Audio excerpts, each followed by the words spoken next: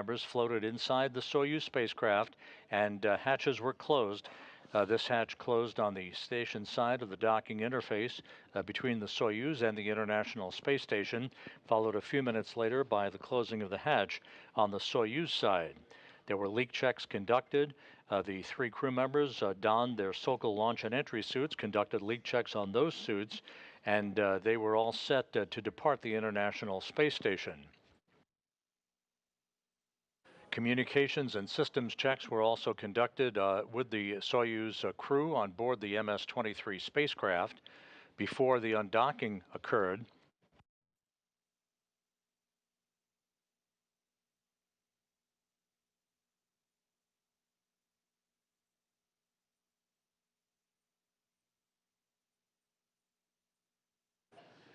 With all of the systems on the Soyuz spacecraft in good shape, the command was issued to open up the hooks holding the Soyuz in place to the Prishal module, and at 2:54 and 30 seconds a.m. Central Time, 3:54 and 30 seconds a.m. Eastern Time, the Soyuz departed the International Space Station as Rubio, Prokopiev, and Petelin left the complex that had been their home for more than a year.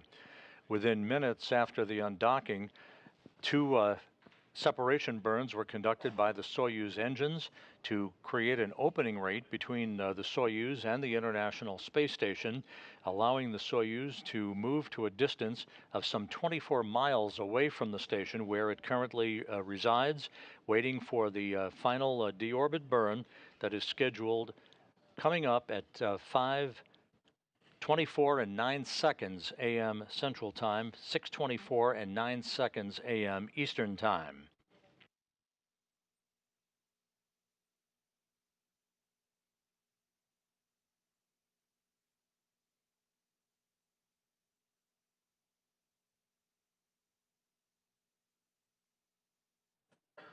The configuration of the International Space Station before the undocking showed the two Soyuz vehicles, as you see in this graphic, the MS-23, that Rubio, Prokopiev, and Petelin are on board.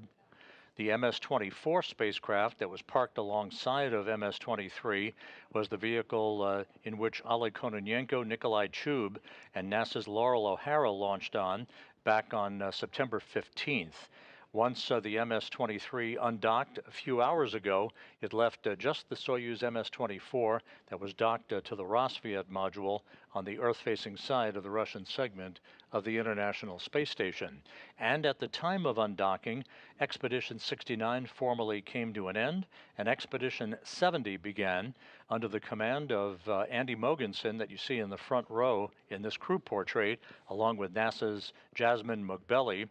From left to right, Nikolai Chub, Konstantin Borisov, Andy Mogensen, the new commander of the International Space Station, Oleg Kononenko, Jasmine Mugbeli, Satoshi Furukawa of the Japan Aerospace Exploration Agency, and NASA's Laurel O'Hara. So Expedition 70 now underway on board the International Space Station. The crew members on the station conducting some experiments and some housekeeping in the wake of the departure of Rubio, Prokopiev, and Petelin. Meanwhile, in Kazakhstan, which is the focus of attention, the NASA and Russian landing teams are about to take off from the airstrip in Zhezkazgan, the intermediary staging site for today's recovery operations. They will be taking off in Russian Mi-8 helicopters, making their way in about a 35-minute flight to the landing site in south-central Kazakhstan.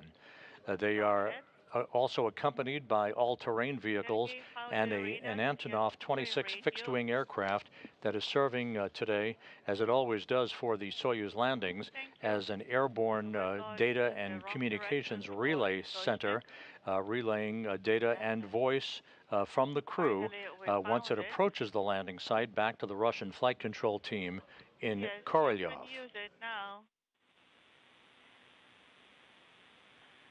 We assembled it successfully. Thank you. Good luck to you.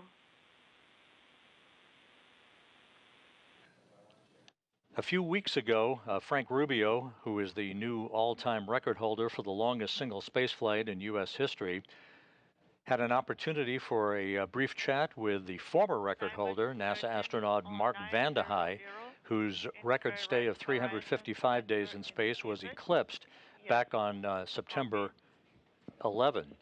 Let's take a look at that quick conversation between Rubio and Vande Hei about tips that Vande Hei provided Rubio about today's entry and landing.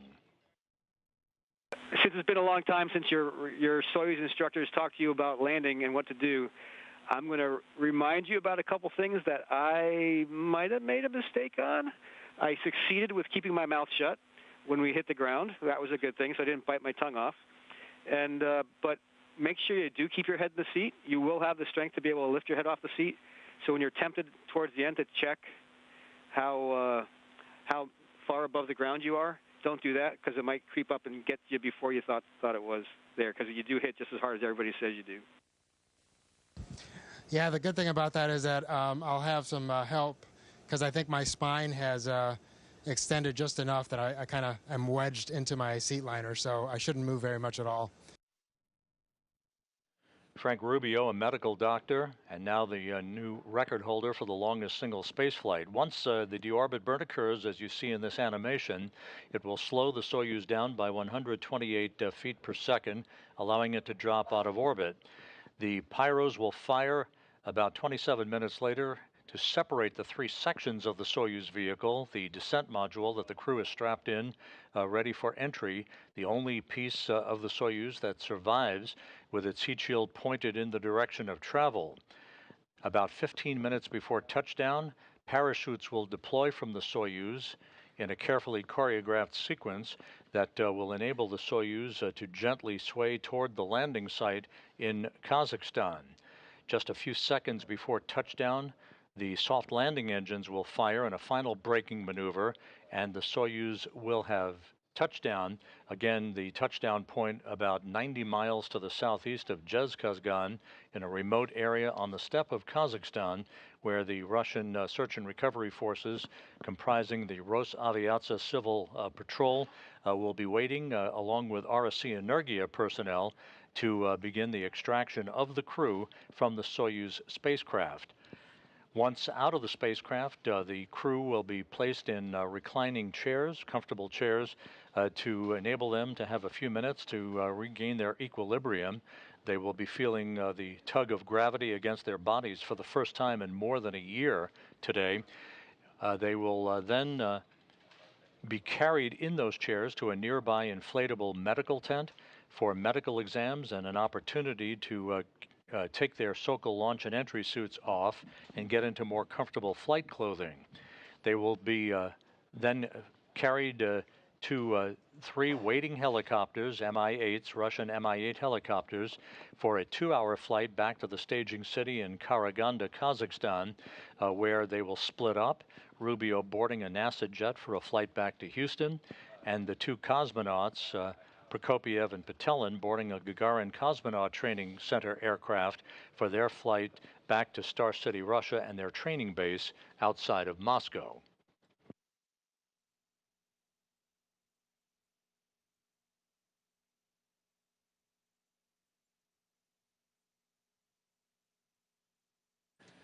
The latest weather reports from the landing site not quite as optimistic as they were earlier in the day. The temperature is hovering around the 70-degree mark Fahrenheit, but we're now looking at broken clouds at around 6,000 feet. There have been some rain showers in the area. We are hopeful, of course, of getting video of the Soyuz descending under the chute, but that will depend on the visibility and how close to the bullseye target the Soyuz actually arrives at, as to whether or not we're going to get any meaningful video of its descent under its parachute. Some of the milestones in terms of the times coming up as we approach the 10-minute mark before the deorbit burn is initiated. The deorbit burn again will begin at 5:24 and 9 seconds a.m. Central Time. It will last 4 minutes, 39 seconds in duration, slowing the Soyuz down by 128 meters per second, allowing it to drop out of orbit. The module separation that will occur takes place some 27 minutes after the deorbit burn. That module separation that is initiated by pyros will separate the top section, the orbital module, the middle section, which is the descent module, where the crew is strapped into their seats, Prokopiev in the center seat, Patelin to his left, and Rubio to his right. The lower section, the instrumentation and propulsion module, will be separated and discarded as well. The descent module, again, the only portion of the Soyuz that survives the rigors of entry. Those rigors will first be felt at about 5:54 and 51 seconds a.m. Central Time as the three crew members reach the first traces of Earth's atmosphere. They will feel the first effects of Earth's gravity in more than a year at that point, as they then, just a few minutes later, enter into the plasma regime of peak heating, where temperatures around the spacecraft will rise to about 2,500 degrees Fahrenheit. That will last for about 5 minutes or so until they emerge from that section of the entry timeline. Maximum G loads on the crew will build up to about 4 to 5 Gs against their bodies before the command is sent to open up the parachutes at an altitude of 6.7 miles. That will occur at 6:03 and 13 seconds Central Time, 7:03 a.m. Eastern Time. This parachute deployment sequence is triggered by a pressure sensor at an altitude of 41,000 feet.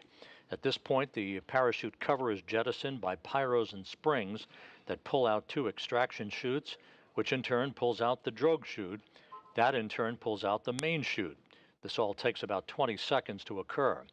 Then at some 21,000 feet in altitude, another pressure sensor starts a timer that triggers the remaining events in the landing sequence. At 18,000 feet, commands will be issued to jettison the heat shield. That's about 3 minutes after parachute deploy. Those commands also inhibit the entry thrusters and opens valves to vent all of the hydrogen peroxide fuel for the entry thrusters and oxygen in the life support system tank. If we have video at that time, you'll see a white vapor. That is normal. That white vapor is a combination of hydrogen peroxide and oxygen venting into the air.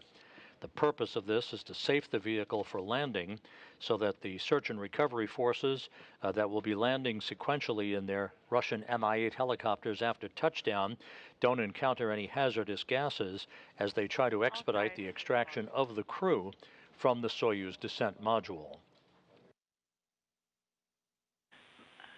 Maneuver and turning off the fans of the HISA, cooling and drying equipment. Copy that, and please continue reporting your status to us.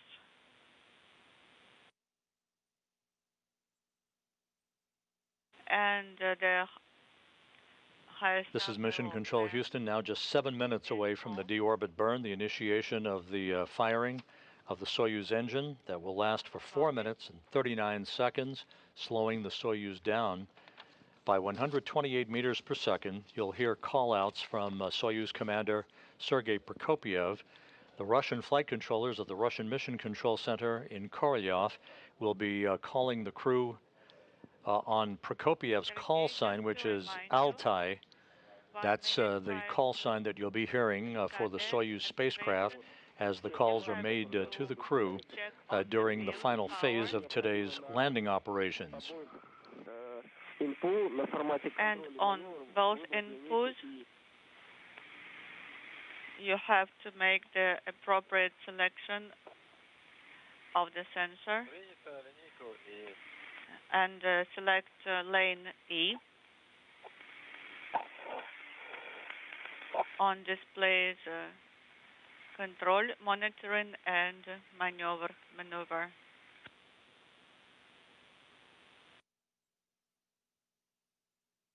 The 3 crew members are coming home in the Soyuz MS-23 that was launched in February as a replacement vehicle for the damaged Soyuz MS-22 that Rubio, Prokopiev, and Patelin launched on over a year ago in September of 2022. That vehicle was damaged on December 14th when it incurred a leak in its coolant system through its radiator. The coolant was depleted, thus rendering that Soyuz MS-22 unusable for the return of the crew. The Soyuz MS-23 was launched in February unpiloted, made an automated docking to the Prishal module on the Earth-facing side of the Russian segment of the International Space Station. The MS-22 was then undocked without a crew on board and returned to Earth for a landing in Kazakhstan in the same vicinity that these 3 crew members will be returning for a touchdown a little less than 1 hour from now.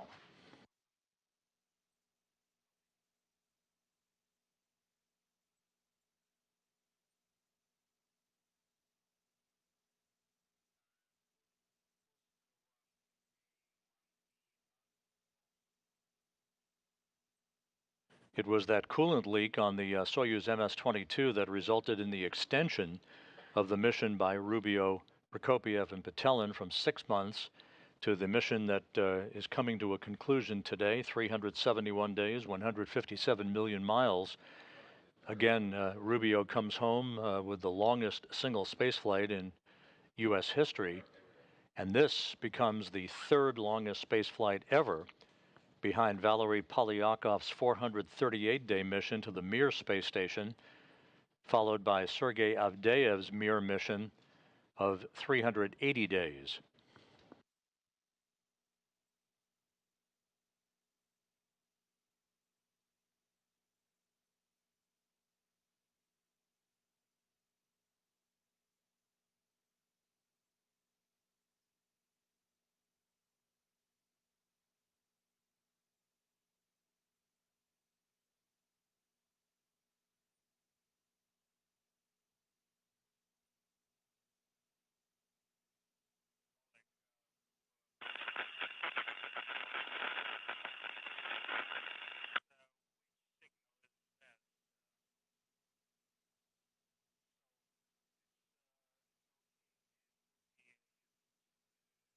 Less than 3 minutes now until the initiation of the deorbit burn.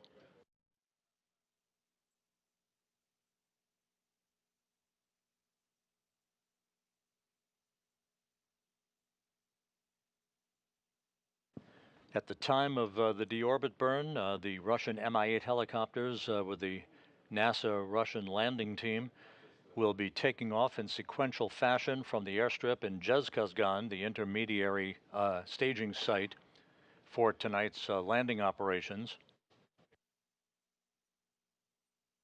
An Antonov 26 fixed-wing aircraft will also be in the area. This airborne fleet will be conducting a racetrack pattern, flying around the landing zone, awaiting the arrival of the Soyuz vehicle. And immediately after touchdown, those helicopters will begin landing in sequential fashion to enable the recovery teams that are comprised of Rosaviatsa, the Civil Air Patrol Agency, as well as RSC Energia, to approach the spacecraft, make sure there are no toxic gases emanating from the Soyuz vehicle so that they can begin the process of opening up the hatch and extracting the crew.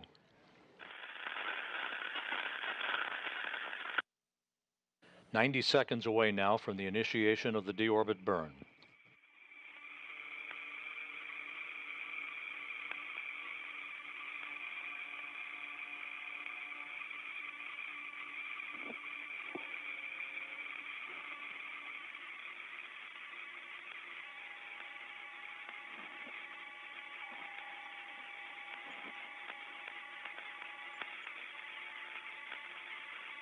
Минута до включения двигателя. 1 minute to engine activation, and BIOS power is on. Copy.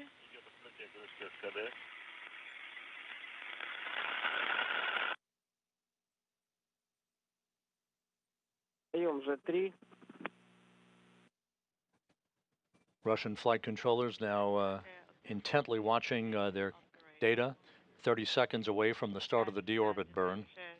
Command.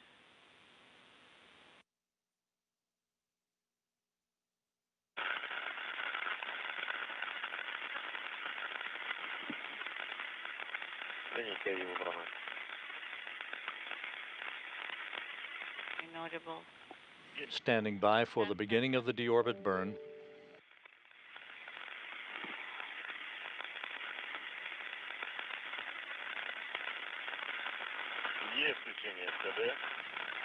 Thruster activated at 13:24. And the confirmation has been received that the deorbit burn is underway. This will last 4 minutes and 39 seconds. We'll be getting reports from Sergei Prokopyev on the progress of this burn that will slow the Soyuz down by 128 meters per second and begin the journey home for Rubio, Prokopyev, and Patelin. We have 13.3 in 13 seconds. 2 kilograms so far. And delta V increasing. Parameters are normal.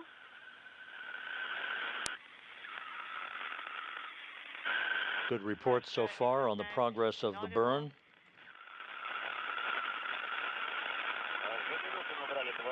Two minutes, and we now have 27 decimal inaudible. Everything looking good 1 minute into the burn.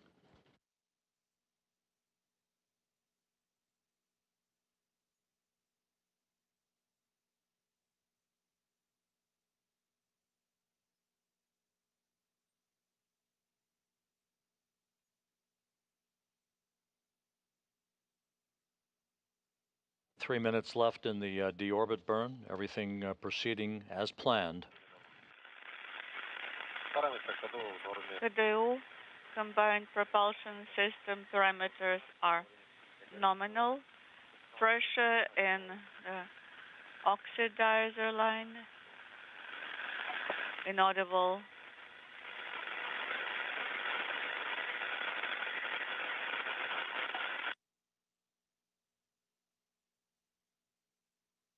Pressure in the fuel line. 2 minutes, 10 seconds into the burn.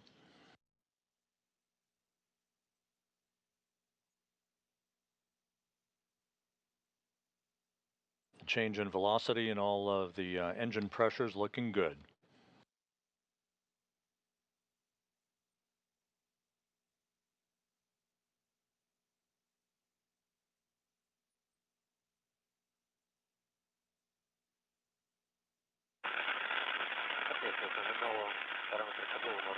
Parameters are nominal.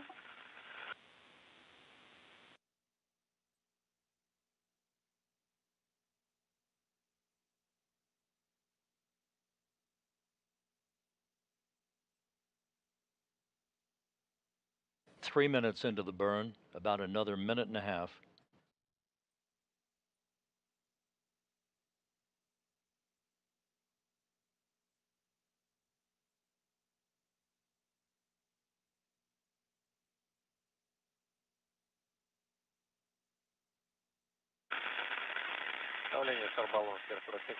Pressure in the spherical tank is inaudible. 3.5 minutes into the burn, just about 1 minute left. 95 meters in 30 seconds, and the KDU combined propulsion system parameters are nominal.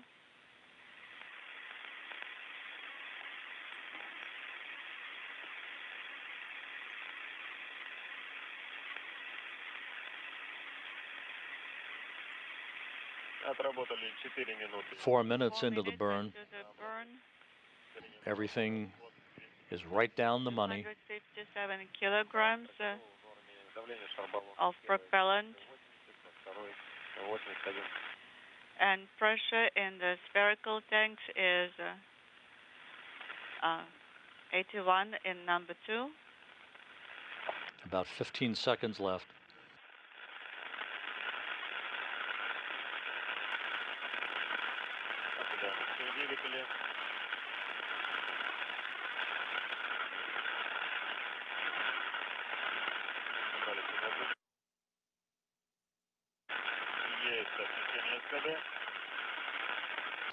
And the deorbit burn is complete and perfectly normal. We have 4 minutes, 39-second braking maneuver. The Soyuz now is on its way home with Frank Rubio, Sergei Prokopyev, and Dmitry Petelin on board. Their journey coming to an end. Touchdown scheduled about 48 minutes from now.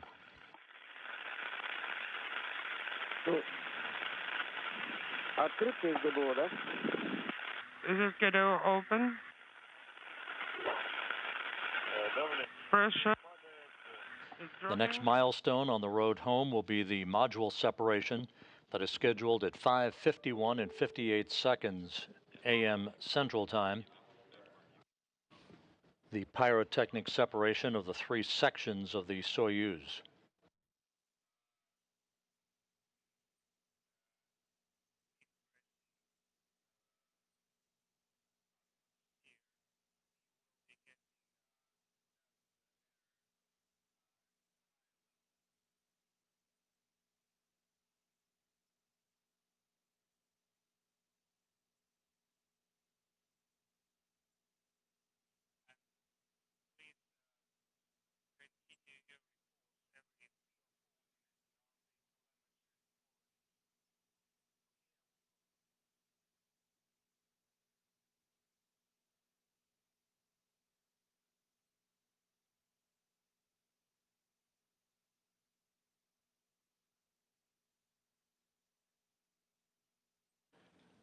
Just to recap, the Soyuz MS-23 on its way home following the deorbit burn that was just completed successfully.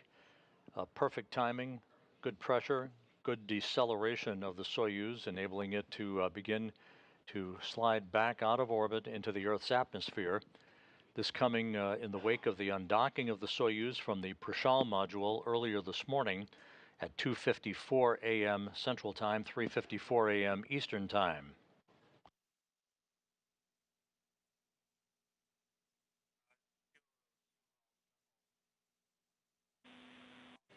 And again, in this animation, you'll see the next event. There is the module separation that will occur pyrotechnically. The descent module, where the crew is located, will enter the Earth's atmosphere. Temperatures around the spacecraft will build to about 2,500 degrees Fahrenheit, heading toward the landing site in Kazakhstan. A series of events will deploy a drogue chute and then a main parachute about 15 minutes before touchdown. The chute deployment sequence will occur, setting the stage for the firing of the soft landing engine just about 1 or 2 seconds before touchdown. That is planned to be about 90 miles to the southeast of the town of Zhezkazgan. The Russian Mi-8 helicopters are airborne now, heading for the landing site, which is about a 35-minute flight. They will arrive in a circular racetrack pattern around the landing site that you see there, the bullseye mark, moving from southwest to northeast, passing just south of Baikonur, the cosmodrome where the Soyuz launches take place. Most recently, Laurel O'Hara launching with Oleg Kononenko and Nikolai Chub on the Soyuz MS-24 spacecraft. They're now part, of course, of Expedition 70. The weather at the landing site right now is showing broken clouds at about 6,000 feet, light winds, temperature around 69 degrees Fahrenheit, and some rain showers in the area. So it is questionable as to what our visibility will be of the spacecraft descending under the parachute. We'll stand by, of course, and as soon as we have video from the landing site, we'll bring it to you.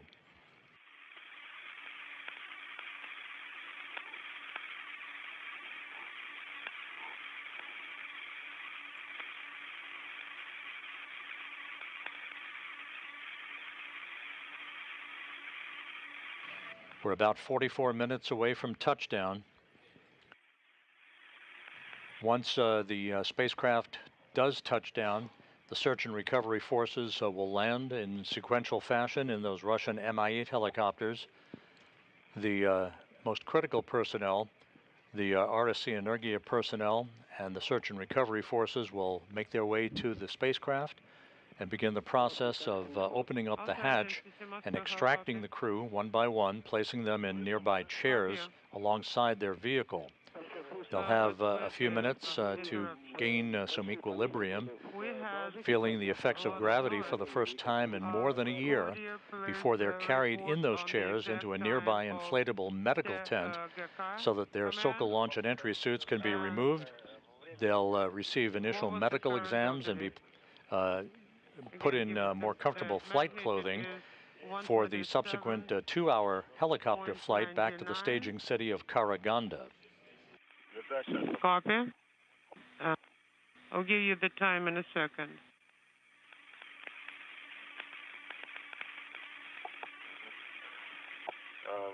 Okay, main engine cut off, command 132847. Copy. How copy? Yes, copy. Our specialists are working. One thing that we'll note here, in about 8 minutes, as the Soyuz moves to a distance of about 87 miles away from the International Space Station on its descent towards the beginning of the traceable senses of Earth's atmosphere, that will end our guaranteed voice communication with the Soyuz through a relay to the International Space Station itself. That VHF relay still in place and being heard, of course, by the Russian flight controllers at the Russian Mission Control Center outside of Moscow. So starting at about 5:42, the communications from the Soyuz will be a bit choppy. We may lose comm for a while, especially as the Soyuz descends into the peak heating regime for about 5 minutes. That peak heating regime will begin at about 5:56 a.m. Central Time. Often communications is lost for several minutes until the Soyuz emerges from that plasma regime that builds up that ionization around the spacecraft itself. At that point, the Soyuz will begin to approach the area where voice communication will be established with the Antonov fixed-wing aircraft that is flying in the vicinity of the landing site to relay data from the spacecraft as well as voice back to the Russian flight control team in Korolyov.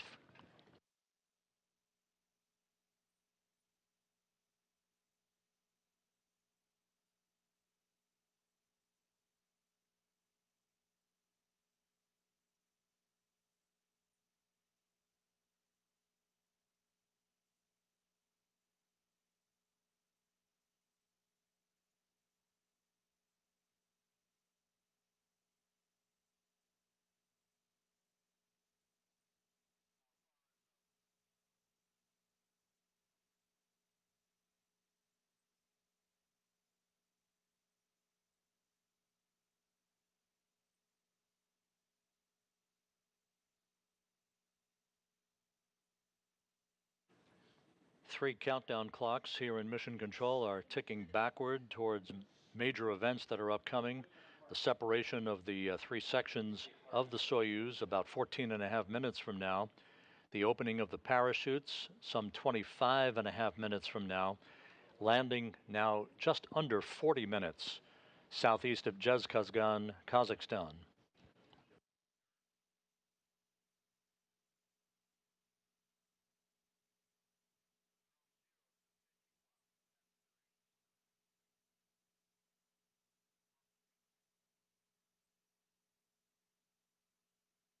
In addition, right after the completion of the deorbit burn, the orbital module, the top section of the Soyuz spacecraft, the three-section Soyuz spacecraft, it was depressurized about 10 seconds after the conclusion of the deorbit burn, setting the stage for the module separation that's coming up.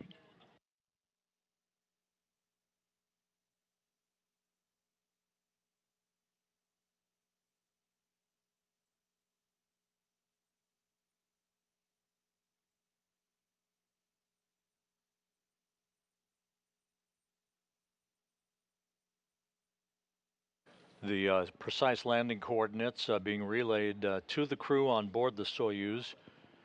The current projection by the ballistics officers for the RSC Energia team at the Russian Mission Control Center shows the landing site at 47.20 degrees north, 69.39 degrees east.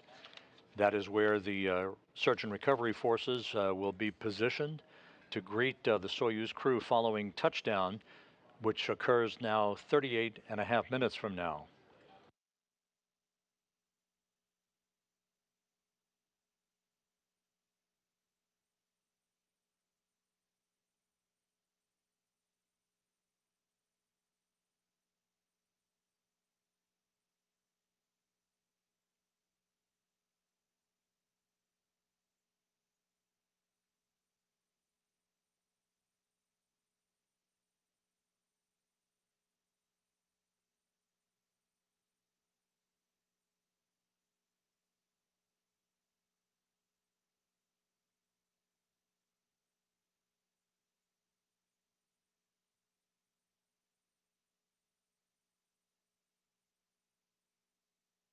12 minutes until module separation, the next major milestone en route home for Frank Rubio, Sergei Prokopyev, and Dmitry Petelin.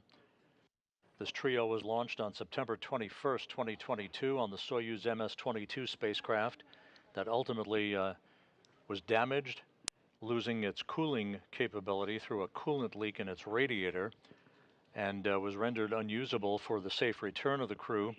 The replacement craft that is coming home today, the Soyuz MS-23, was launched in February, unpiloted, and the Soyuz MS-22 was undocked and deorbited for a landing in Kazakhstan unpiloted. The coolant leak resulted in the extension of the mission by Rubio, Prokopyev, and Petelin that is coming to a close today after 371 days, the third longest spaceflight in human spaceflight history.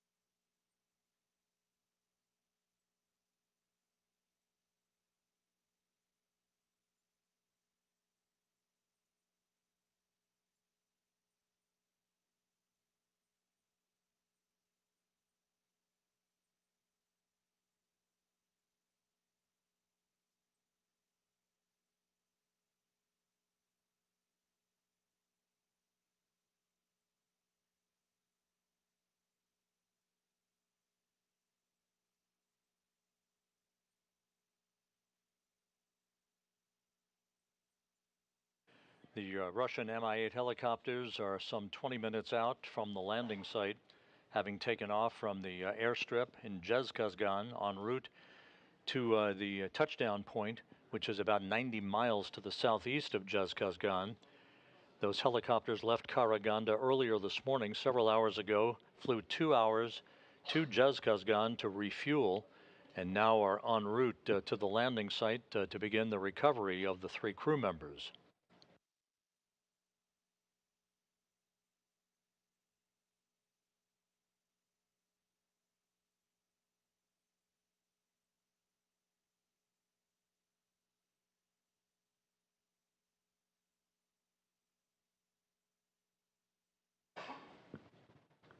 And we've reached the point where the Soyuz is far enough away now from the International Space Station that the voice communications relay capability through the station is no longer available or should not be available. So communications may be a bit sporadic and choppy from this point on through the descent through the Earth's atmosphere.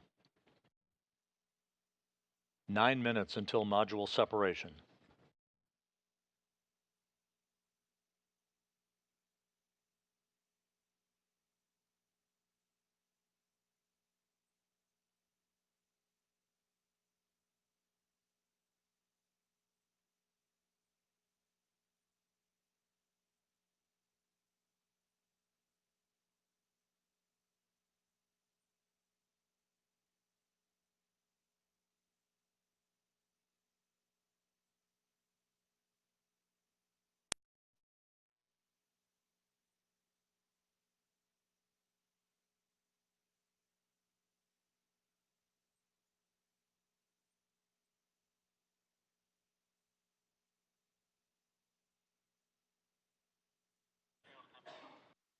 All of the events leading up to this point in today's return of Rubio, Prokopiev, and Patelin have gone by the book. The undocking that occurred earlier today at 2:54 a.m. Central Time, 3:54 a.m. Eastern. Two separation burns of the Soyuz engine enabled the Soyuz to back away from the station and accelerate its departure rate from the complex for the deorbit burn that occurred a short time ago. That was a 4-minute, 39-second retrograde maneuver, slowing the Soyuz down by 128 feet per second, enabling it to begin its descent back to Earth. We're less than 7.5 minutes away now from the next milestone. That will be the pyrotechnic separation of the three sections of the Soyuz, discarding the orbital module and the instrumentation and propulsion module, leaving just the descent module with the three crew members strapped inside. Sergei Prokopiev, the Soyuz commander, in the center seat, flanked to his left by Dmitry Patelin, and to his right by Frank Rubio.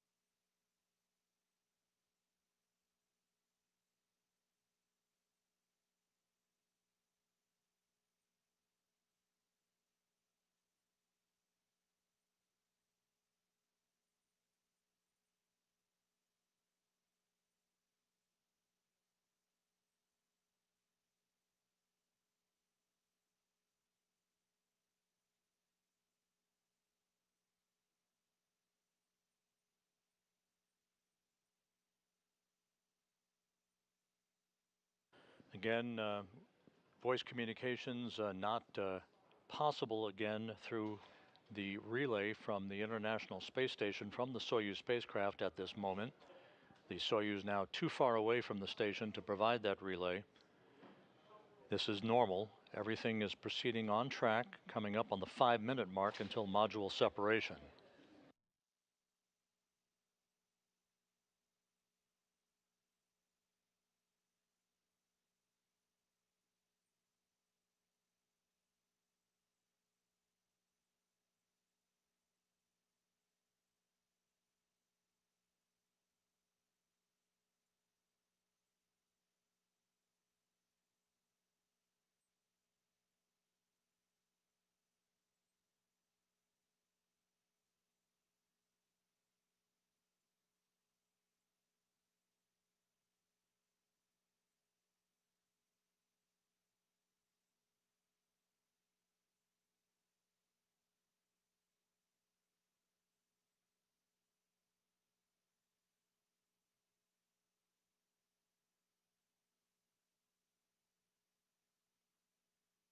Just to recap, the module separation is scheduled just a few seconds before 5:52 a.m. Central Time, 6:52 Eastern. That will be followed about 3 minutes later by entry interface at an altitude of 62 miles. The first tug of gravity against the three crew members' bodies in over a year at that point as they begin the plunge back into the atmosphere. Some 2 minutes after that, they'll entry into plasma, where the peak heating around the spacecraft will begin. Temperatures around the Soyuz will build to about 2,500 degrees Fahrenheit, the heat shield in the direction of travel for the descent module. As it ablates or repels that heat, there will be an orange fireball, if you will, around the spacecraft. This is typical for returning space vehicles coming through the atmosphere at their high rate of speed. This will be about a 3-minute regime. In the plasma for the 3 crew members. Once they emerge from that, G loads, or the G forces against their bodies, will build to about 4 to 5 Gs just after 6 a.m. Central Time. The command to open chutes will be initiated at 6:03 and 13 seconds a.m. Central Time, 7:03 a.m. Eastern Time. Again, that parachute deployment sequence triggered by a pressure sensor at 41,000 feet. The main parachute cover will be jettisoned by pyros and springs, pulling out 2 extraction chutes, which in turn will pull out the drogue chute, and in turn pulls out a main chute, about 20 seconds for all of that to happen. At an altitude of 21,000 feet, another pressure sensor starts a timer that initiates all of the remaining events in the landing sequence. At 18,000 feet, commands will be issued to jettison the heat shield. That's about 3 minutes after chute deploy. Those commands inhibit the entry thrusters and open valves to vent hydrogen peroxide fuel for the entry thrusters and oxygen that is in the life support system tank. If we have video at that time, we'll see whether we will or not, but there will be a white vapor. That's normal. That's a combination of hydrogen peroxide and oxygen venting into the air to safe the vehicle for landing so that no hazardous gases are present when the search and recovery forces land in their Russian Mi-8 helicopters to begin the process of opening up the hatch to the Soyuz and extracting the crew.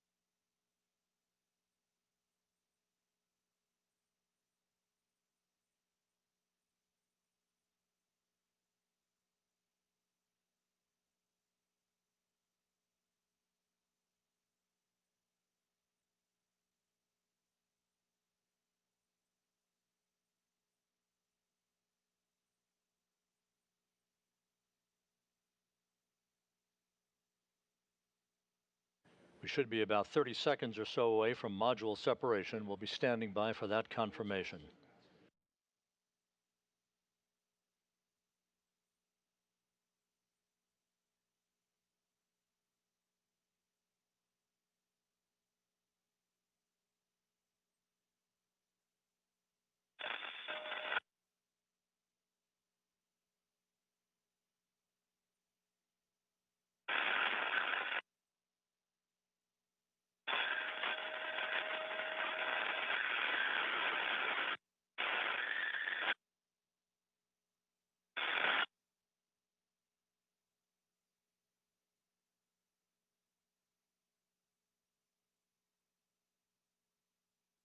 And now reports having been received from the Russian Mission Control Center of a nominal separation of the 3 sections of the Soyuz. Module separation is now complete. That all went by the book. The next milestone about 3 minutes from now, and that will be the Soyuz hitting the top of the Earth's atmosphere.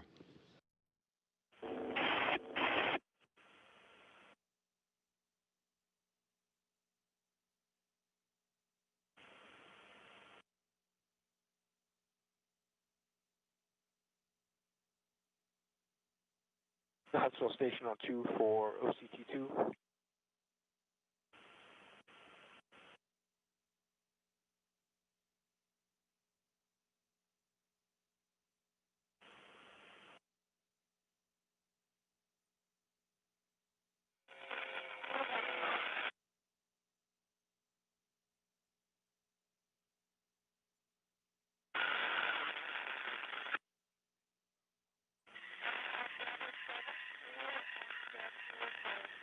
The Russian Mi-8 helicopters, part of the Rosaviatsa search and recovery forces, are nearing the landing site southeast of Zhezkazgan to move into a racetrack pattern, an oval-shaped pattern around the landing zone, awaiting the arrival of the Soyuz spacecraft, with touchdown scheduled about 23 and a half minutes from now.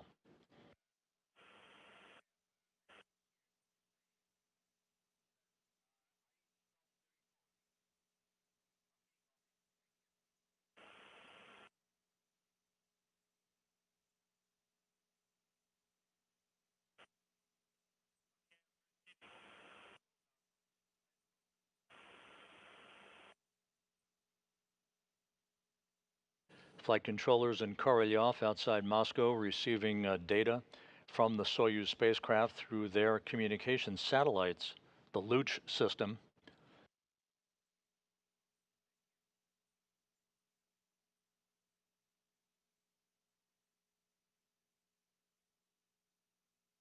The Soyuz now has entered the Earth's atmosphere. The 3 crew members feeling the first effects of gravity on their bodies in 371 days.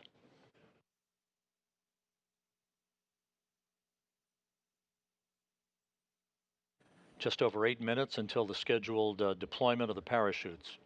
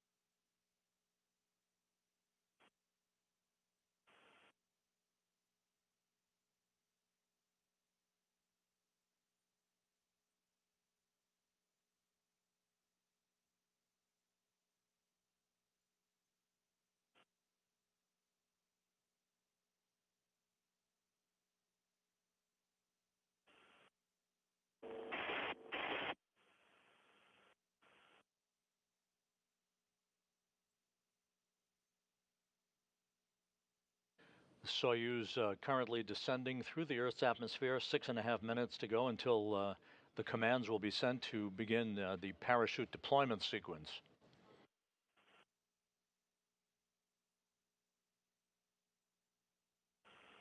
As expected, we are not receiving voice communication from the crew. This is typical at this point of the entry sequence. Once the spacecraft passes through the plasma regime, the period of peak heating, we should be hearing from the crew once again, with communications relayed through the Antonov 26 fixed-wing aircraft in the vicinity of the landing site.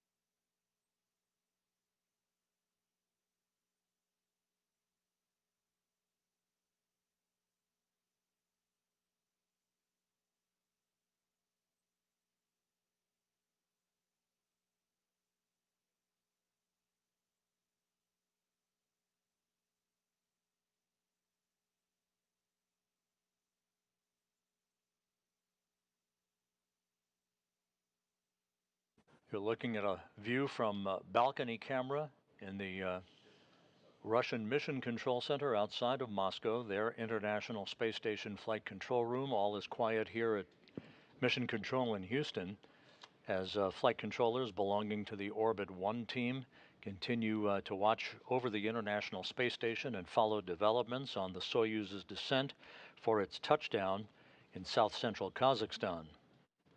Landing is scheduled just over 19 minutes from now.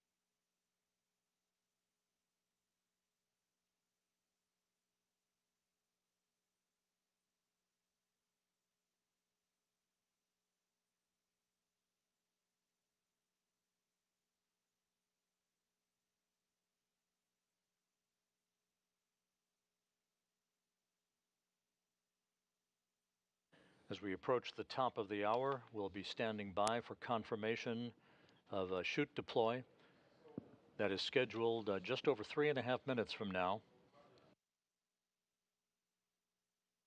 The Soyuz should be emerging from that plasma regime any minute.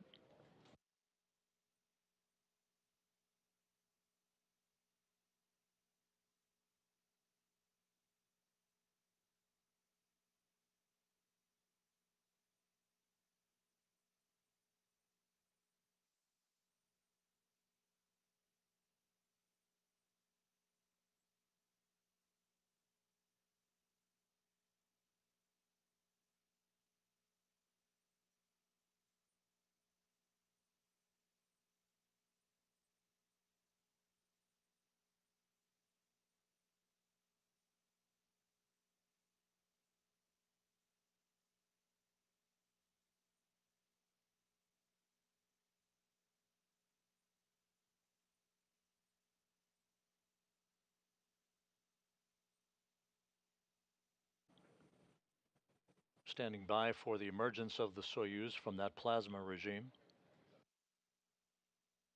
This is the point where the crew is experiencing maximum G loads on their bodies of about 4 to 5 Gs.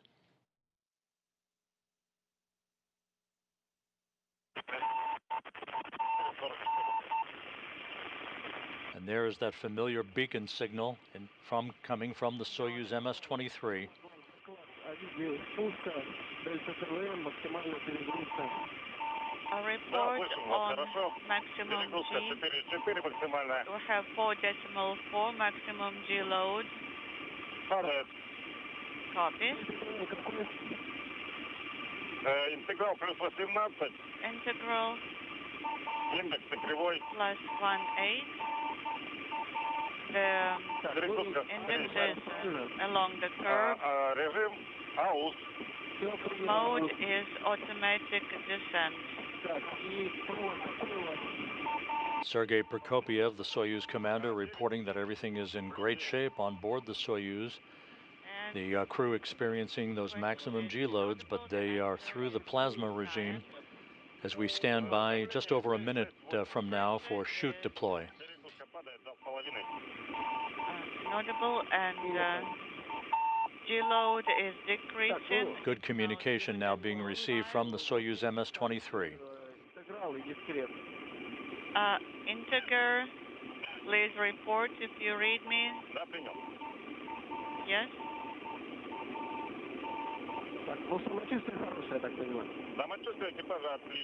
And how are you feeling? We are feeling great. Thank you. End of control. Integer is plus 1.8.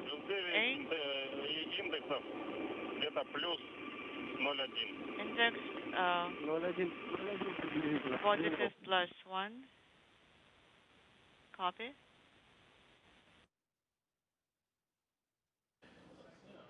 Sergei Prokopiev reporting that the crew is feeling well. Great news as the Soyuz MS-23 approaches its landing site in Kazakhstan.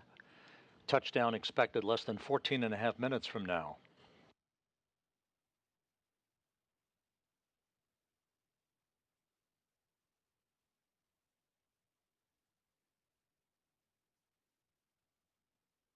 We should be getting confirmation momentarily on the opening of the chutes.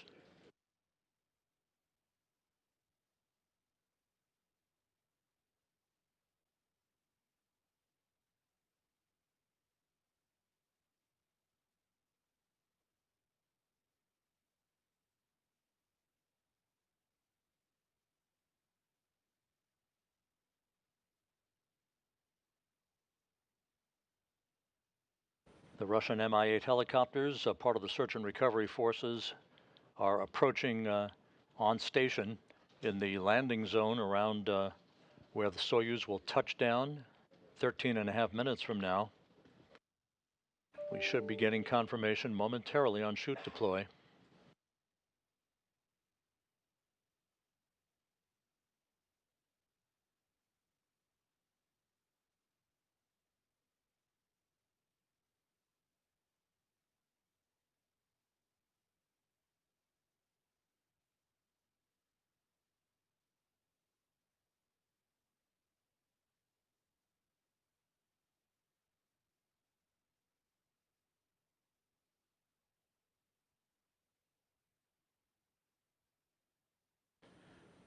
12.5 minutes until touchdown.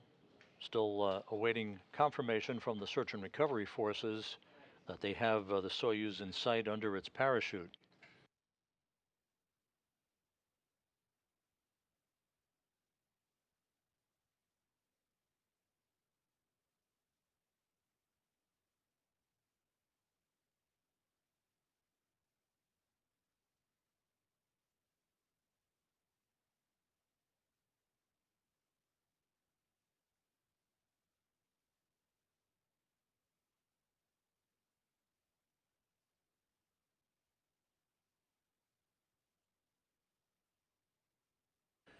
We now have confirmation that the Soyuz parachute has been deployed.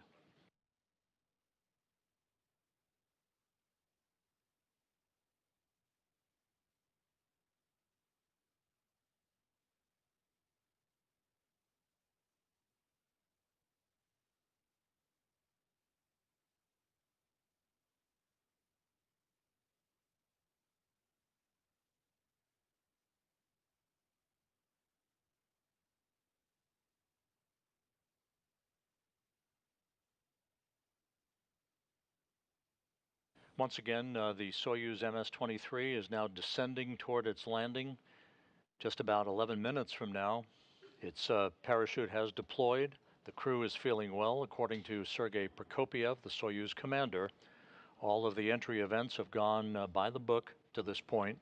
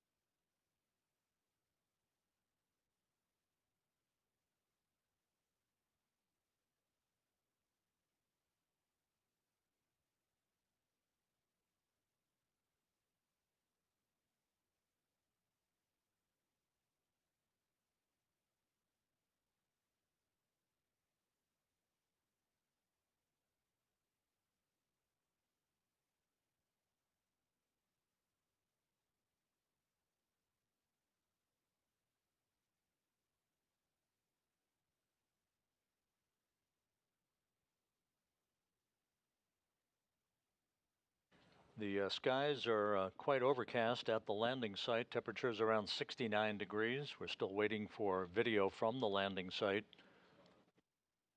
But the Soyuz has deployed its parachute, and everything is continuing to go as planned for an on-time touchdown just about 9 minutes and 40 seconds from now.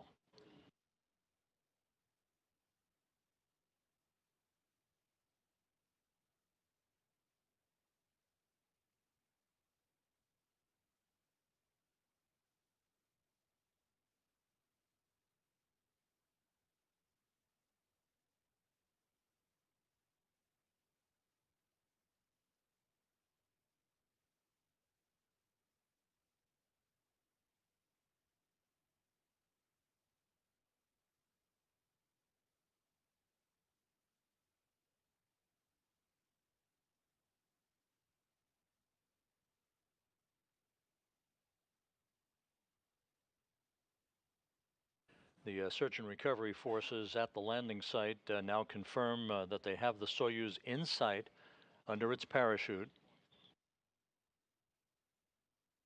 All of the events to this point have been a winner. Everything has gone according to schedule, and the crew, according to Sergei Prokopyev, the Soyuz commander, is feeling well. Just 8.5 minutes until touchdown.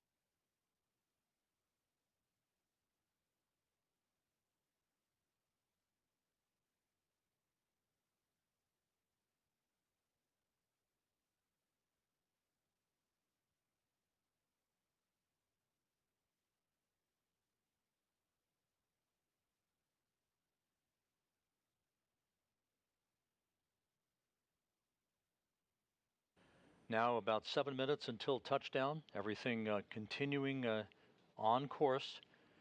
The chutes have been deployed for the Soyuz MS-23. It is gently descending under its large orange and white parachute.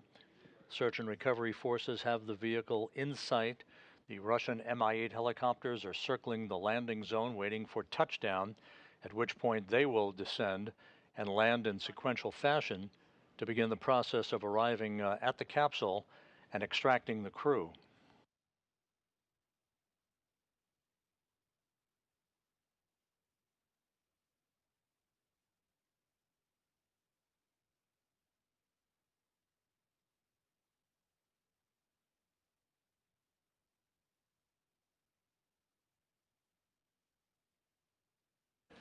And there's our first view of the Soyuz MS-23 under the chutes.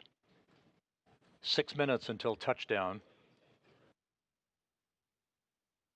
This video is courtesy of Roscosmos.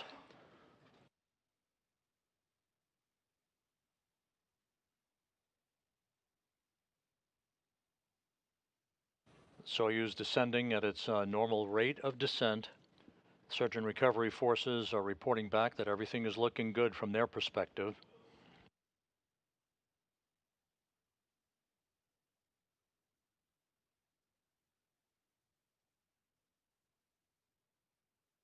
There were some rain showers in the area earlier today. The Soyuz descending under several decks of broken clouds toward its touchdown point about 90 miles to the southeast of Zhezkazgan.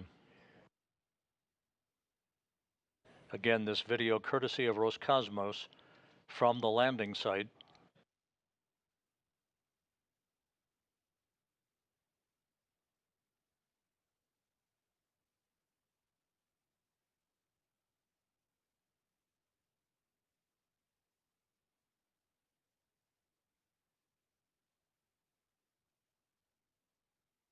Inaudible. Less than 5 minutes to go until touchdown. The extended mission of Frank Rubio, Sergei Prokopyev, and Dmitry Petelin is now in the home stretch.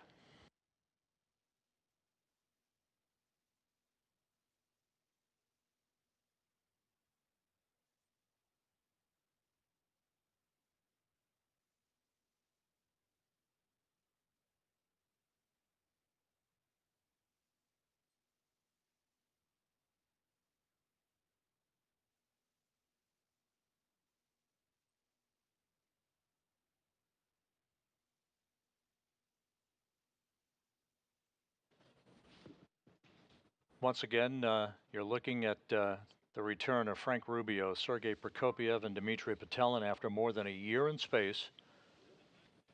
Less than 4 minutes from touchdown on the desolate steppe of Kazakhstan.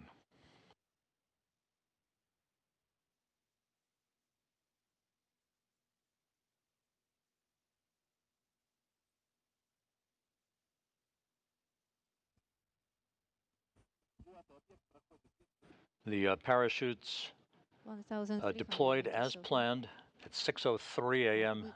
Central Time. 3 minutes later, the Soyuz heat shield was jettisoned. 409.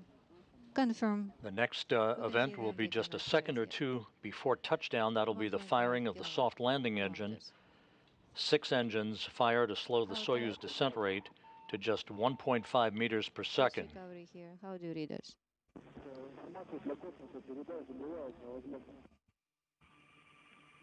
Inaudible. We observe you. We have a visual. How do you read us here?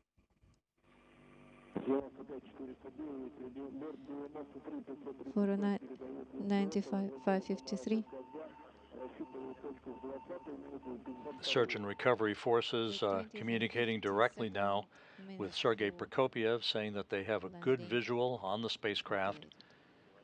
Just over 2 minutes until touchdown. 409. It has been 1,000 meters.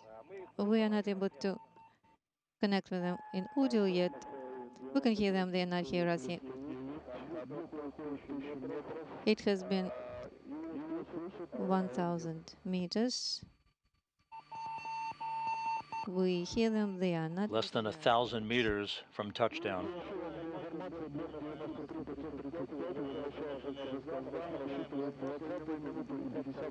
So we are looking for the 20th and 52nd minute.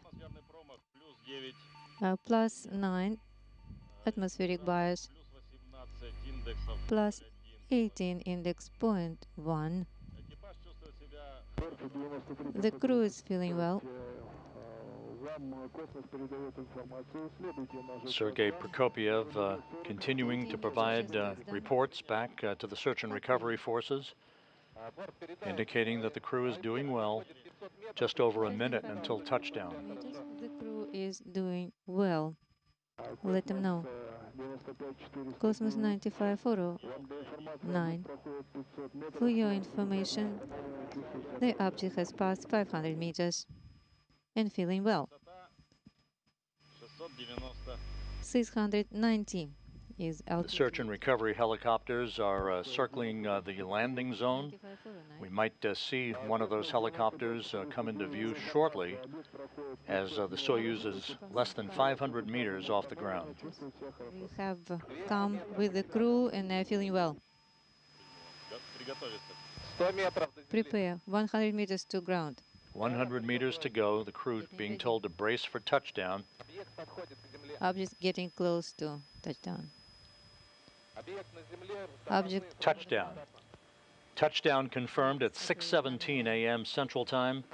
Rubio's record ride comes to an end as he, Prokopiev, and Patelin return to Earth after a 371-day, 157 million-mile journey at the International Space Station. The third longest flight ever in human spaceflight history is over with a pinpoint landing on the steppe of Kazakhstan. Altai. Search and recovery here, how do you read?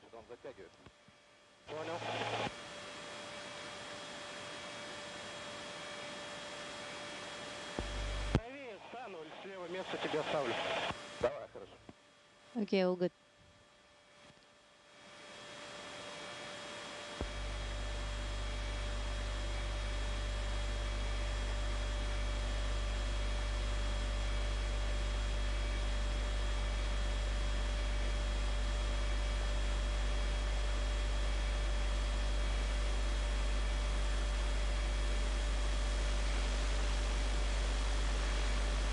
Once again, Soyuz MS-23 has landed on the steppe of Kazakhstan. A bullseye touchdown for the three crew members, Frank Rubio, Sergei Prokopiev, and Dmitry Patelin. 409, how do you read?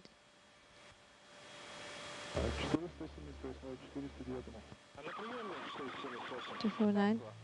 Landing occurring as planned at 6:17 a.m. Central Time, 7:17 a.m. Eastern Time, 5:17 p.m. at the landing site that you're seeing right now in our live view. I believe so. Let it get a bit About an hour and 53 minutes before sunset.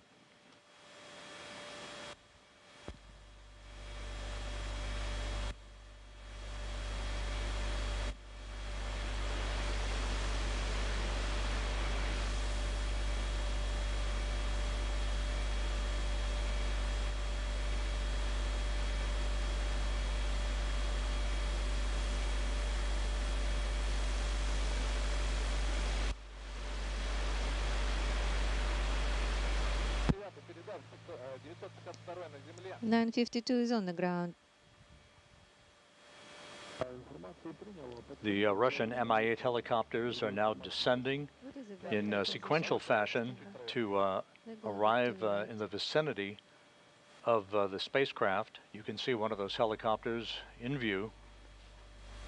The all-terrain vehicles will be moving toward the spacecraft as well, repositioning themselves to enable us to get video of the recovery process, the extraction of the crew, and the crew will be placed in reclining chairs next to the Soyuz MS-23 for a few minutes to regain their equilibrium before they're carried in those chairs to a nearby inflatable medical tent where they will doff their Sokol launch and entry suits, get into more comfortable flight clothing, and then make their way with the assistance of recovery personnel to 3 helicopters, one for each crew member, for a 2-hour flight back to the staging city of Karaganda. K1, K2. At that point, Rubio and his 2 crewmates will split up. Rubio will board a NASA jet to fly back to Houston. Prokopiev and Patelin will board a Gagarin Cosmonaut Training Center aircraft to fly back to their training base at Star City, Russia, outside of Moscow. Another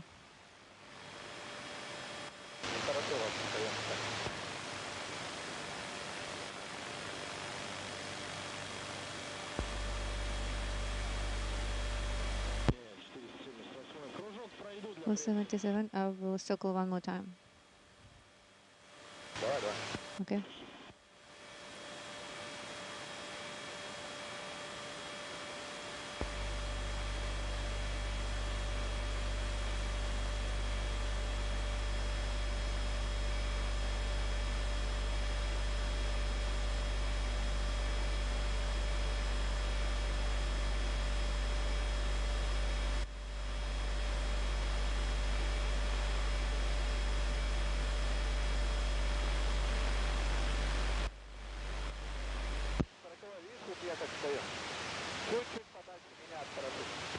Go a little bit further, 49.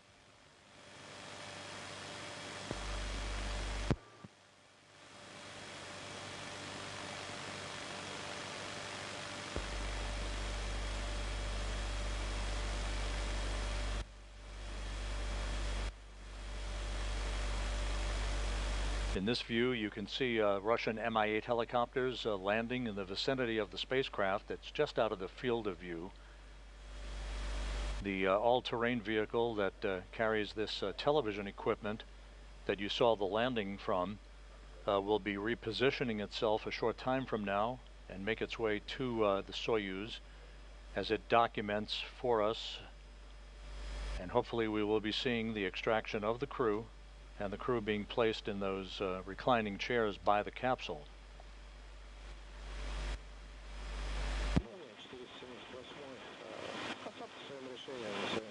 $178 landing in its place.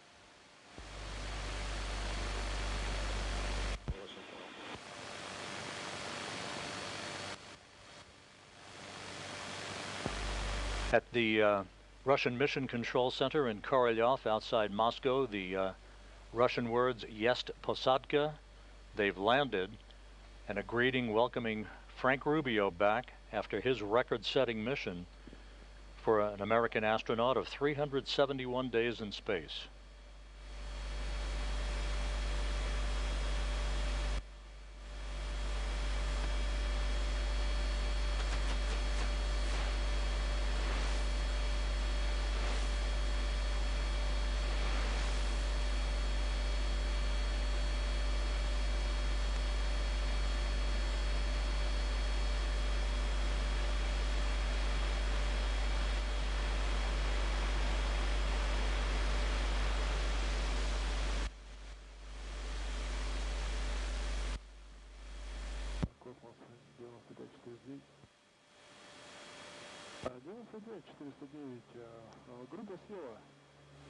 Four 09, checking coordinates. 47 degrees, 16 minutes, 47 seconds. 1 minute, 39 seconds.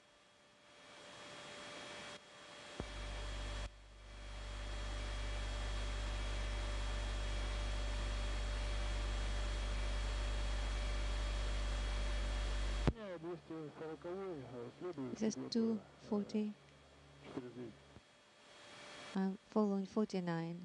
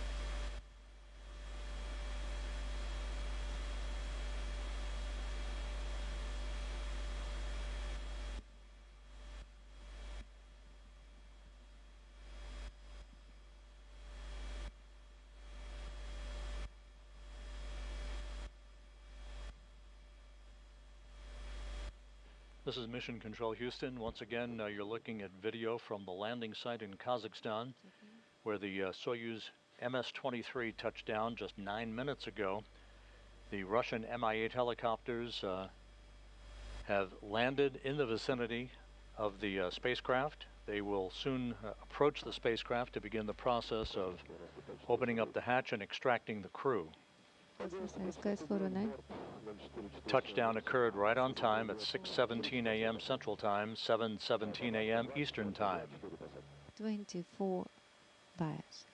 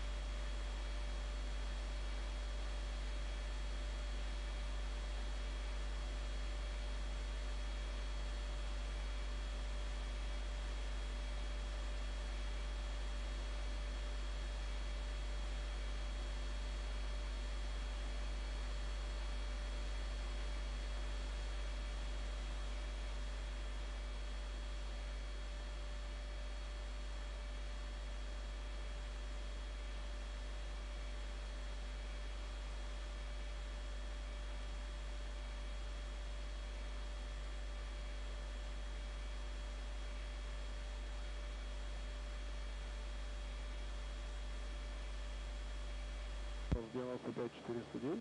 95 4 09. Object is close by.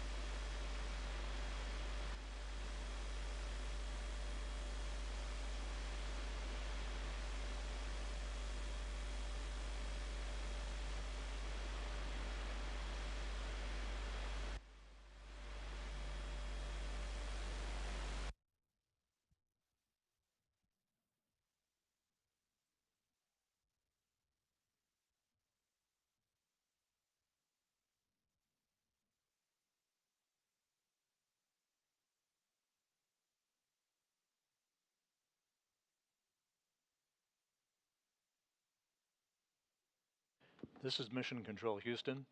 Once again, the greeting on the front screen of the Russian Mission Control Center, welcoming home Sergei Prokopiev, Dmitry Petelin, and Frank Rubio after their 371-day mission. Touchdown occurred about 13 minutes ago at 6:17 a.m. Central Time, 7:17 a.m. Eastern Time. It was a pinpoint return for the crew.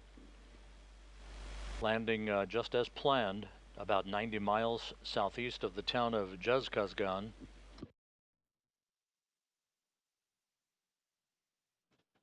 The Russian search and recovery forces, the Russian Mi-8 helicopters, have landed to begin the process of extracting the crew from the Soyuz.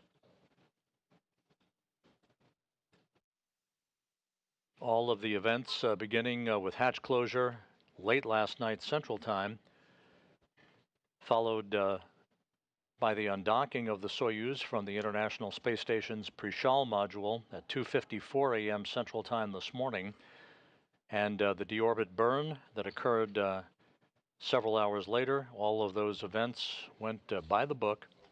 No issues whatsoever.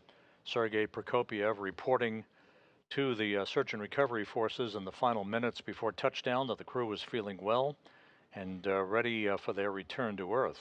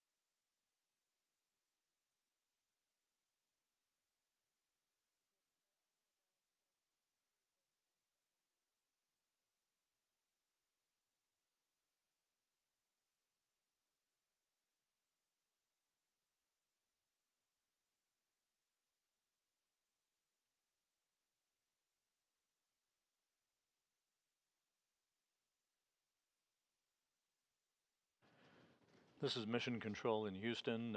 We're still awaiting for video from the spacecraft at the landing site. The search and recovery forces are there. They are beginning the work to extract the crew from the spacecraft. So far, we do not have video alongside the spacecraft itself. The video resources at the landing site have to be repositioned from where they were to show us the touchdown that occurred about 18 minutes ago.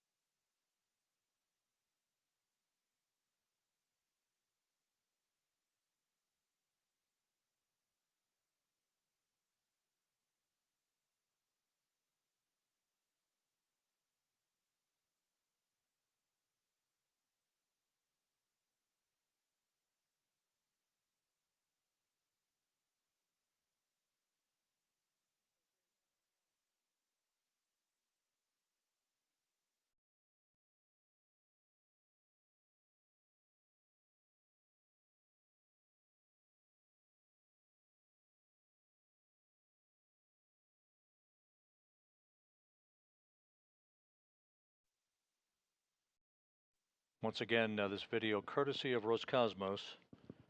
Sergei Prokopyev, who was strapped into the center seat of the descent module of the Soyuz spacecraft, always the first out. He'll be followed by his two crewmates here shortly. Touchdown occurred just 20 minutes ago at 6:17 a.m. Central Time, 7:17 a.m. Eastern Time, 5:17 p.m. at the landing site.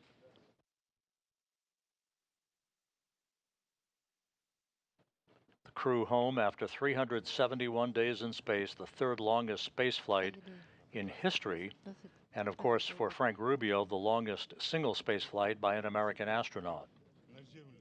Did you realize that you are finally on the ground? It has been more than a year. Well, the result is the main thing. Just perfect, just ideal. The overload was 4.5, greater than last time.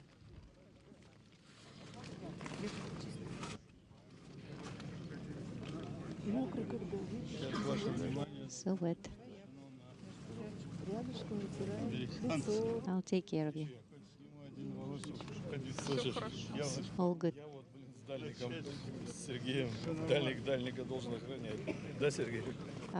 just stay here, take care of you too. Don't turn, just stay where you are. Don't jump. And we have seen all your greetings on Air Force anniversary. Yes, and we also worked with veterans of soccer teams here. Exactly. He has not changed at all. You look the same as when we were sending you off to space. So the date is ready. Prokopyev exchanging greetings with some of the members of the search and recovery forces. Happy to see him for the first time in over a year.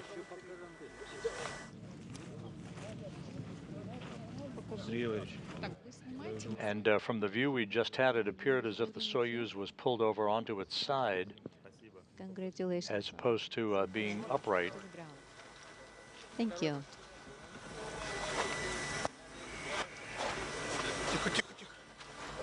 Easy, easy.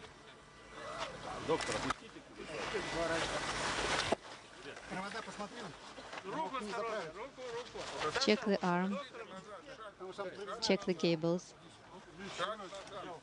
Careful. Easy. Frank Rubio, the U.S. record holder for the longest single space flight in history, back on Earth. Here you are. Don't fall. Very nice to see you.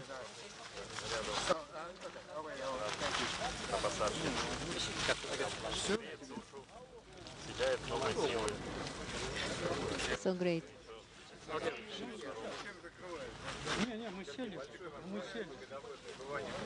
We're all here.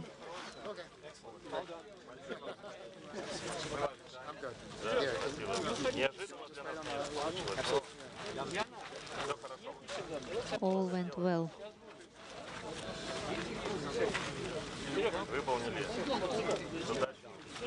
All the tasks completed. So we performed all the program and performed additional tasks. Field test? What about the field test?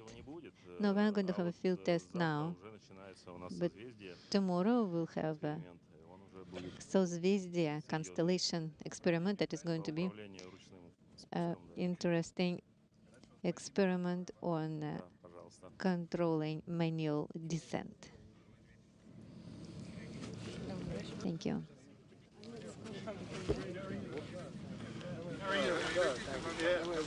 Stand by. Pulse stops here. Finishes that up. I'll give you Иди вот сюда и потом будешь говорить. Yeah. You guys 96.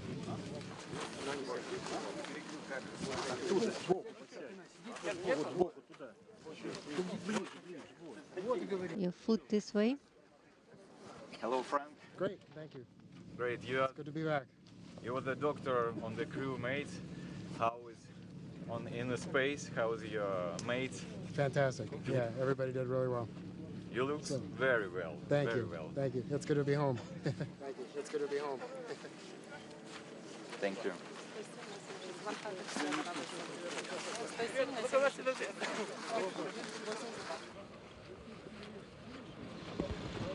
Once again, the view from the landing site, right by the Soyuz MS-23. Frank Rubio on the left, Sergei Prokopiev on the right.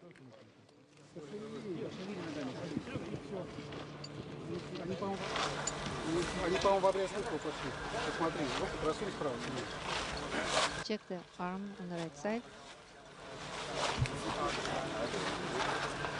And Dmitry Petelin now being removed from the Soyuz spacecraft.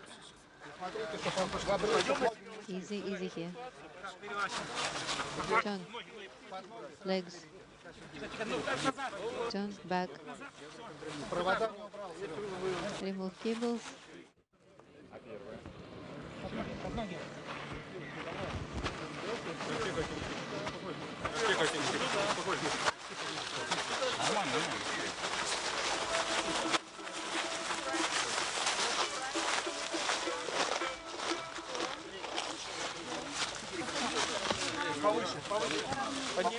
Little higher. Move him a bit higher.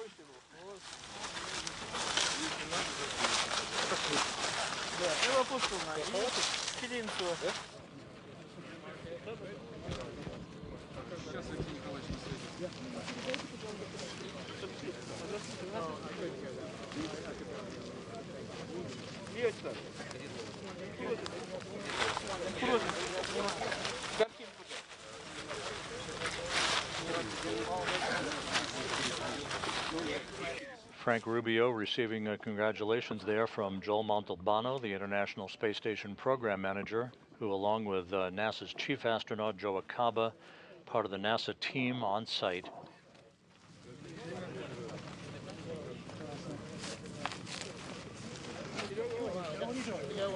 Come on, Joe.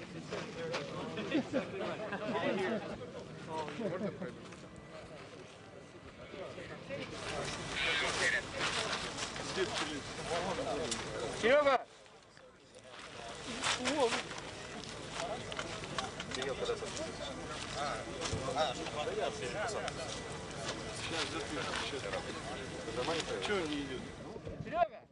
Sergey?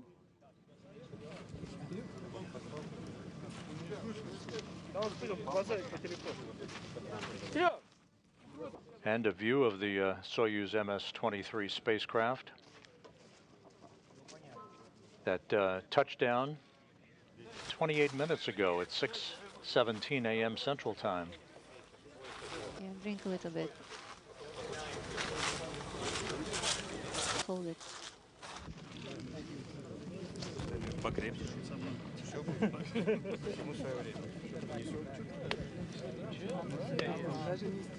Everything is in due time.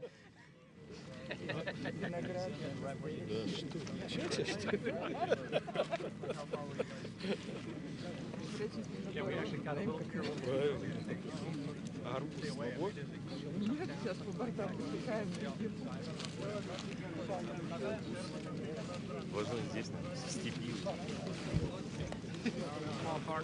We're here in the steppe of Kazakhstan.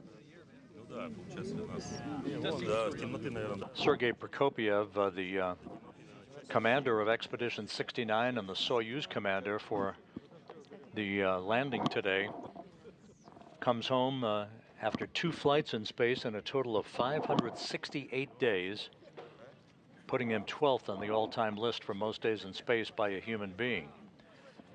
And there are technicians who are gathering up the parachute that deployed about 15 minutes before touchdown.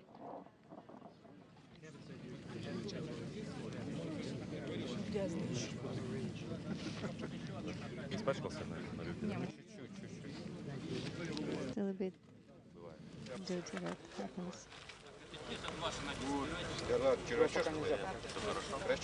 All good. Do you want me to comb your hair? Меня слышно? Слышно, Миша?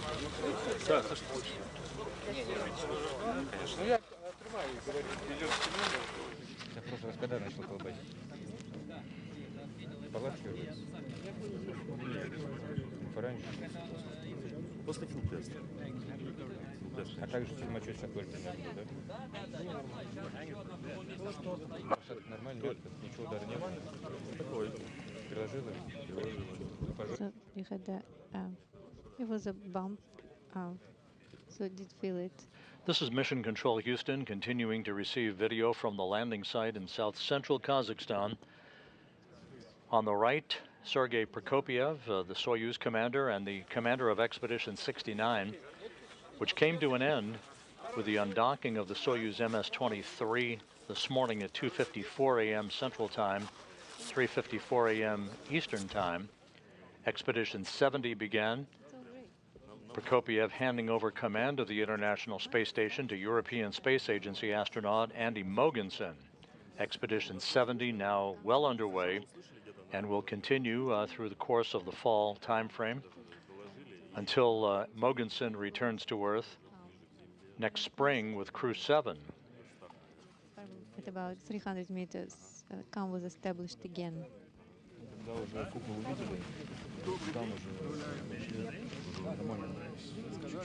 At that time, we also acquired visual. All normal, all good.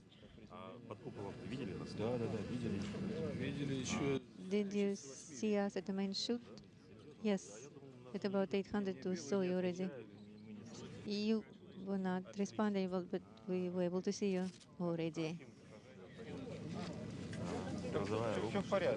All great, all normal. Good numbers. 140 to 90.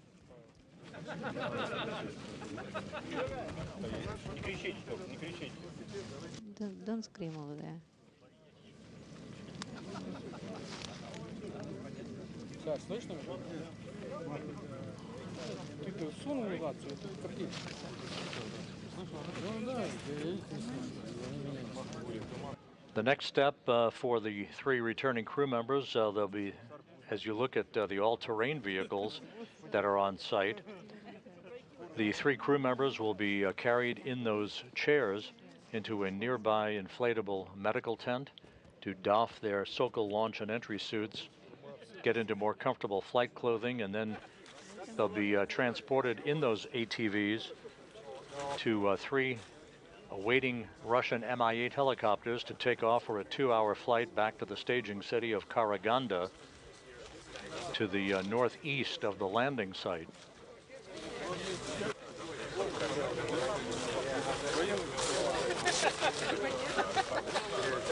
Soyuz didn't get any bigger. Oh, really? Соленые огурцы выбирай. And maybe you want some pickles. Oh yeah. Maybe some succulent pork. That would be nice. Well, not right now, in about a week.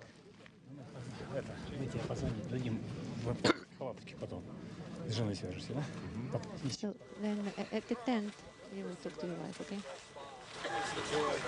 The landing occurred about an hour and 53 minutes before sunset at the landing site. You can see the sun beginning to fade on the horizon. On the left in the left side of your screen is Dr. Joe Schmidt, who is Rubio's attending flight surgeon, and on the right is the NASA nurse Yana Shelopova. And then once we got all picked up, I couldn't reach him.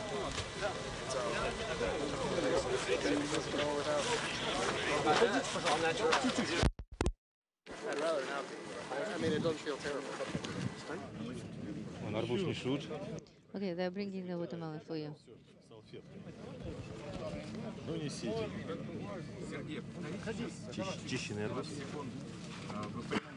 Make sure you clean it from the seeds. Okay, good. Oh, rada watermelon. Good deal. I am the commander of the search and recovery helicopter. So my apologies if we had to wait a little bit. But from all of us, we would like to give you this, the fruit of the earth. Oh, I can smell it now. Thank you. Sergey. And Dmitry Patelin, who was board engineer number 1. He and Prokopiev conducted 6 spacewalks during their time on board the International Space Station. As they should have. What did you bring from space? Хорошее настроение. Good mood. В личных вещах у меня были And in my personal items, I had all the rings and crosses that I took with me. Да, это что-то зеленое. This is something green. I forgot what it feels like. Но арбуз я заказывал. I did request the watermelon in advance, and I appreciate it. Thank you. Let's move it a little bit closer.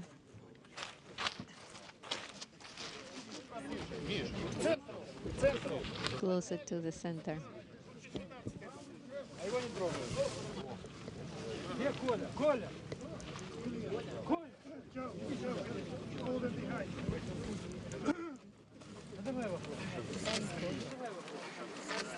Да, обязательно. Дмитрий, чего больше всего ждали? Год. Dmitry, you've been there for a year. Yes, I was expecting to be here half a year before, and we've been waiting impatiently to get back.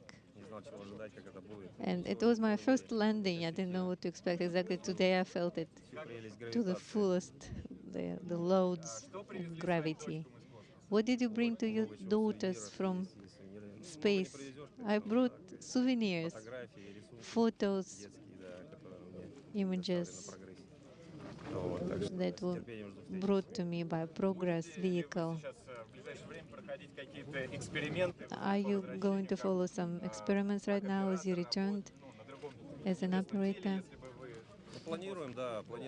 We are planning constellation Soyuz experiments that is with a suit and using the arm, but it will depend on physically is possible. Thank you very much.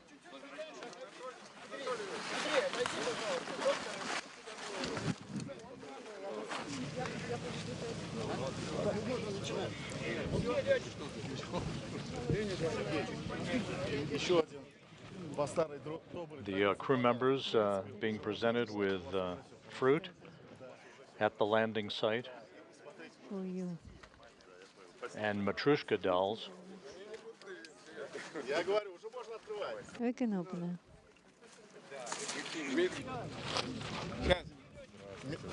Дмитрий. Dmitry. For you.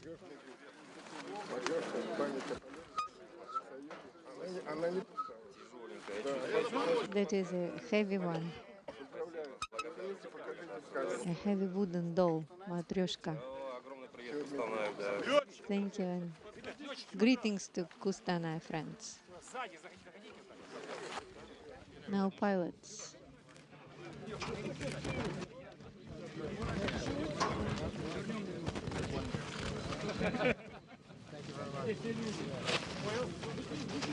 For a photo, they stand in the back.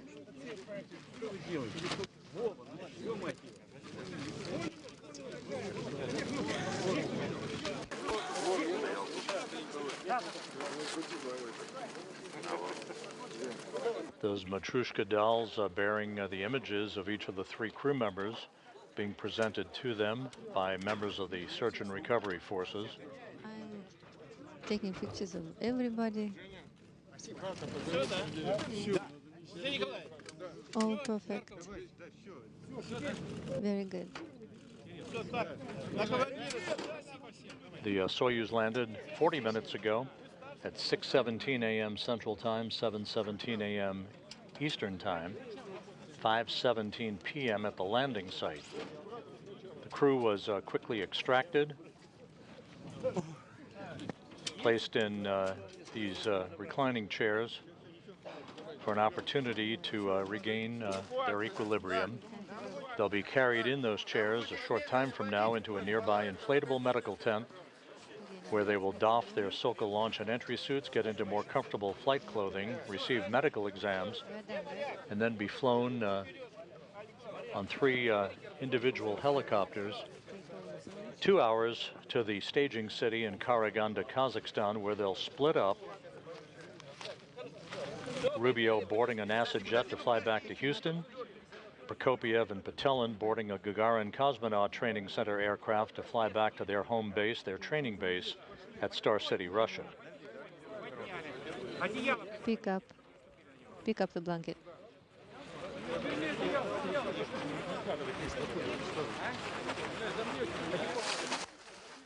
Prokopiev, thumbs up, being moved toward that medical tent.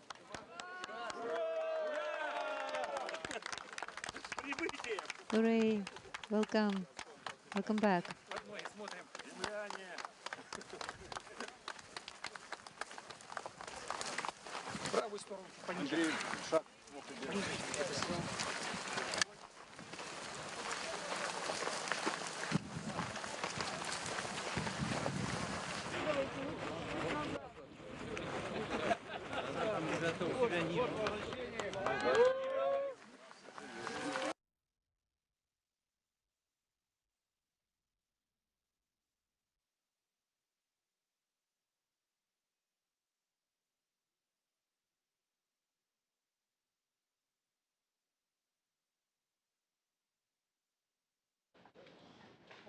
So with that, the 3 crew members being brought into the medical tent at the landing site following their pinpoint touchdown to complete a 371-day, 157 million mile mission, the longest space flight by an American astronaut, Frank Rubio, the 3rd longest space flight in history.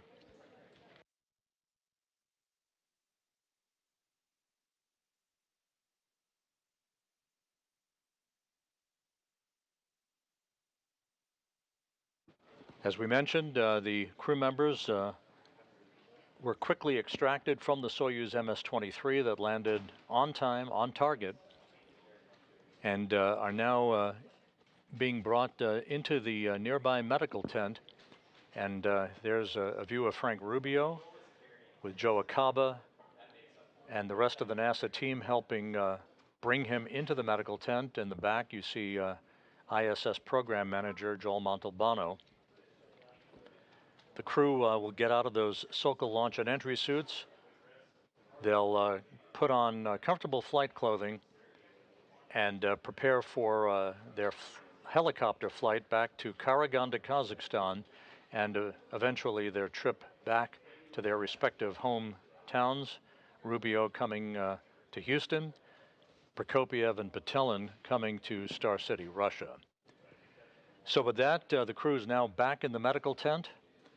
Medical exams in store for them as they have landed after more than a year in space, the 3rd longest space flight in history, a successful end to an eventful mission that was extended by 6 months, but ended in great fashion with a bullseye touchdown on the steppe of Kazakhstan.